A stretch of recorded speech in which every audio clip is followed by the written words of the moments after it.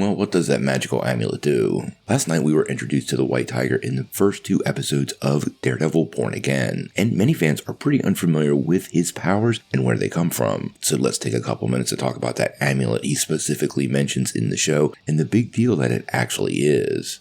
Well, I know I'm not the only person excited to see Daredevil return to the small screen. The new series dropped on Disney+, and with that we got an introduction to a lot of new characters, one of them being the Hector Ayala version of the White Tiger. Now, if you're familiar with this character, you know his power derives from a magic amulet, and I thought we could take a couple minutes to look at what it does in the comics, because that gives us a good idea where Marvel Studios might be going with it.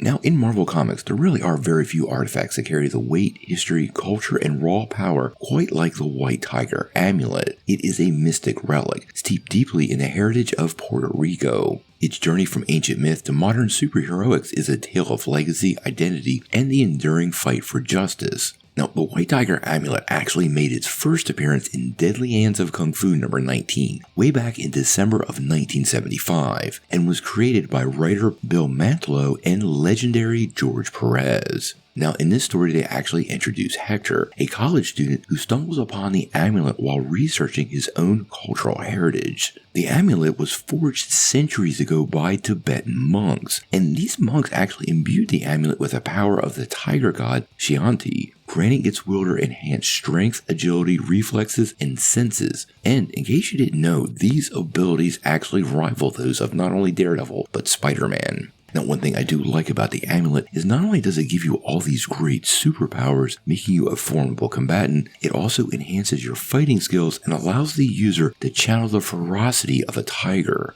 Now, interestingly though, the amulet's connection to the tiger god ties them deeply to a spiritual legacy and demands respect and responsibility from its owner, making it very similar to Thor's hammer, where you have to be worthy. Step out of line with the tiger god and you could lose your powers. Now, in the comics, Hector becomes the first White Tiger, and at least in the books, this was during his college years, so clearly we're getting quite a different version in the live-action Daredevil revival. Now, his connections to Daredevil are particularly significant because the two heroes did cross paths multiple times in the comics, and Daredevil even served as a mentor to the younger version of the character. Now, as many of you know, the actor who played the character, Camara de la Reyes, actually passed away since they filmed the series. And this really does tie interestingly into the comic book history of the character, because the White Tiger Amulet is something that has been held by multiple characters, and specifically in the comics was eventually taken up by his sister. Now, she took up the mantle in Avengers Academy number 20 back in 2011, and tied very closely to the legacy of the original character. She inherits the amulet after Hector's death and becomes the new version of the hero. This aspect of the story in this season of Daredevil seems to be pulled right from the Trial of the Century comic. I'm not going to reveal any details from the comic, I don't want to spoil it for you. I'll try to link it down below so you can check it out, but it definitely dives deeply into the fate of Hector as the White Tiger and where the MCU might be headed.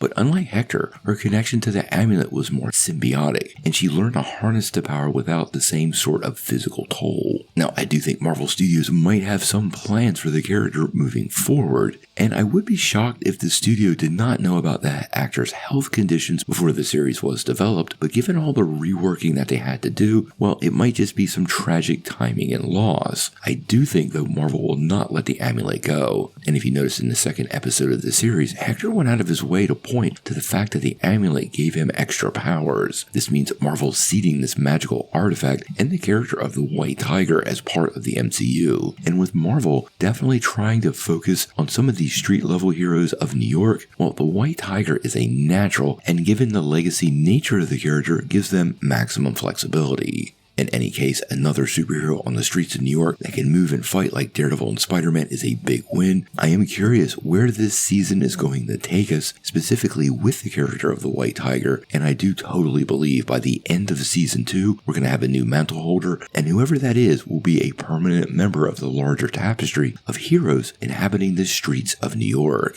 How that works out, well, we're going to have to wait and see. Now, before you take off though, make sure you hit that like and subscribe button, and don't forget to ring the bell for all the updates. We do daily Marvel and DC videos, and we want to be your place for all the real, truthful superhero news, and we're going to bring it to you truthfully and transparently so you are really in the know.